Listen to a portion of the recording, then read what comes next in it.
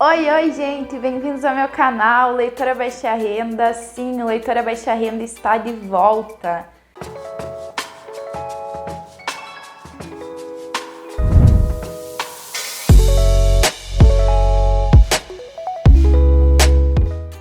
Depois de alguns meses aqui parada, que eu não postava vídeo, que eu não aparecia aqui, eu retorno hoje para contar como que eu me tornei leitora, para contar um panorama mais atual, um retrospecto de como que foi cada ano da minha vida como leitora, quem que foi participativo durante esse processo, o que deu certo para mim. E eu vou começar falando para vocês então que eu sempre tive o costume de ler bastante. Então a leitura, a comunicação, a linguagem, as artes, elas sempre foram bastante presentes na minha vida. E além disso, com o Leitora Baixa Renda, eu tenho esse canal aqui de comunicação, tanto aqui no YouTube quanto lá no Instagram, há mais ou menos 2 anos. Então eu consigo compartilhar as minhas leituras, consigo criar conexões e consigo criar conteúdos a partir disso. É muito interessante porque eu conheci várias pessoas muito importantes na minha trajetória como leitora, também a partir da criação de conteúdo como Leitora Baixa Renda. Então, muito obrigada a quem me acompanha, muito obrigada a quem me motivou a estar de volta aqui para compartilhar a minha história como leitora, para compartilhar com vocês mais das minhas leituras e mais do que eu posso oferecer para vocês como alguém que lê e que interpreta os livros e o mundo de uma maneira talvez um tanto quanto particular, sabe? Então, caso você não me conheça ou eu não tenha me apresentado para você ainda, o meu nome é Vitória, eu tenho 23 anos, eu sou publicitária, me formei em março desse ano, de 2023. Eu sou estudante de jornalismo do 8º período, da mesma faculdade que eu fazia publicidade. Eu tenho uma agência de publicidade que leva o meu nome, se chama Vitória Agência, que é voltado para pequenas empresas e profissionais autônomos que estão começando ou se reinserindo no mercado de trabalho. Então a proposta é uma agência com valores e uma comunicação mais acessível. Tudo isso é importante porque a leitura se fez muito presente para a minha tomada de decisão de estudar comunicação, de me expressar melhor com as pessoas, de compartilhar com elas o que eu estava lendo e tudo mais. E foi uma coisa que levou a outra, então foi o motivo de eu ter escolhido essas graduações, foi o motivo de eu ter escolhido criar o canal e é o motivo que eu venho aqui hoje compartilhar para vocês o porquê a leitura é tão importante na minha vida.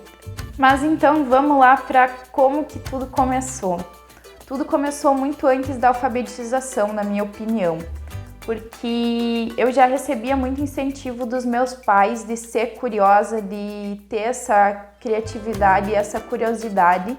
Então eu cheguei na primeira série, eu já sabia o alfabeto de cor, eu já sabia escrever e ler o meu próprio nome e todo esse processo ele foi muito gostoso e ele não foi nem um pouco complexo para mim, sabe? Então eu me lembro até hoje da minha professora que me alfabetizou e eu tenho muita gratidão por ela ter participado desse processo que foi tão importante para mim, que tem sido até hoje, que é com que eu trabalho, que é com que eu estudo e que é com que eu compartilho com vocês também. Os livros nesse processo da alfabetização já foram muito importantes para mim. Na verdade, eu não me lembro do primeiro livro inteiro que eu li na minha vida, mas eu me lembro que as revistas do nosso amiguinho e que os gibis da Turma da Mônica foram muito importantes para esse processo de me tornar uma leitora, de me tornar alguém curiosa por histórias e por personagens e por ambientes fictícios e coisas fictícias. Ou talvez às vezes nem tão fictícias assim, mas que fossem narradas através de uma história, sabe? Então, aos poucos eu fui crescendo e outros atores foram começando a ser importantes nessa minha jornada como leitora. Então eu vou destacar 2 principais aqui para vocês, que foram os professores e foram as amigas que eu tinha. Então os professores, eles traziam as indicações dos livros, eles muitas vezes emprestavam os livros para a gente poder fazer a leitura, eles indicavam obras que tinham na biblioteca, e eles propunham diálogos e debates, então isso era muito interessante para formar também um desenvolvimento crítico e uma interpretação do livro, sabe? Porque muitas vezes o professor mesmo já tinha lido aquele livro e podia dar um panorama do que ele tinha entendido em contraponto com o que eu tinha entendido, por exemplo. E as minhas amigas também, eu tenho muito carinho pelas amigas que eu tinha na adolescência, que muitas delas eu levo no coração até hoje, levo amizade até hoje. E elas foram importantes porque elas também gostavam muito de ler. Então a gente fazia essa troca também de já ter lido o mesmo livro, de indicar livro para as amigas, de emprestar os livros. E tudo isso fez com que os livros fossem acessíveis para mim, sabe? Então eu acho que eu tive muita sorte durante a minha trajetória como leitora pelo acesso aos livros que eu tive, porque eu sempre ganhei bastante livros de presente, eu sempre tive pessoas que me emprestavam livros, eu sempre tive acesso a bibliotecas. Logo mais eu comprei um Kindle também, então eu tinha o acesso aos e-books. E eu acho que cada vez mais os livros estão se tornando caros e objetos de luxo. Então, eu acho que se a gente tornar esse processo mais acessível, se a gente tem livros em casa e poder emprestar para um amigo, a gente pode estar fazendo diferença na vida daquela pessoa. Diferença no sentido de que aquela pessoa pode se interessar e pode engatar no hábito da leitura a partir do que a gente indicou para ela, sabe? Do que a gente ofereceu para ela. Então, retornando aqui ao panorama da minha trajetória como leitora, eu peguei agora aqui o meu caderninho, que eu anoto as minhas leituras desde 2013. Então, em 2013, eu li o total de 26 livros, eu tinha 13 anos na época. Em 2014, eu li 21 livros. Em 2015, deu uma baixada, eu li 16 livros. Então, por coisas que aconteceram pessoais na minha vida e tudo mais, eu acabei deixando de ler um pouco, mas os anos de 2013 e de 2014 foram bem importantes e significativos em leituras para mim, que eu li livros bastante marcantes para mim até hoje, como O Caminho do Verão, por exemplo, que é um romance que se passa em uma prainha que tem mais afastada, assim, e a moça, ela trabalha numa loja de roupas, então ela conta como que é trabalhar nessa loja e tudo mais, que foi um livro super gostoso de ter lido, sabe? Que eu li com 13 anos e que eu tenho ele ainda, que eu pretendo fazer a releitura, e que foi um livro marcante para mim. É, inclusive, o primeiro livro que eu tenho aqui anotado. Então, bem interessante isso, sabe? Poder registrar também as leituras e poder fazer esse acompanhamento de quantos livros foi lido em cada ano, o que você achou deles. Eu comecei a partir do ano passado também a dar notas para os livros. Em 2016 eu li 5 livros então. Em 2017 eu li 12 livros. Em 2018 eu li 12 livros. Em 2019 eu li 13 livros. Em 2020 eu li 15 livros.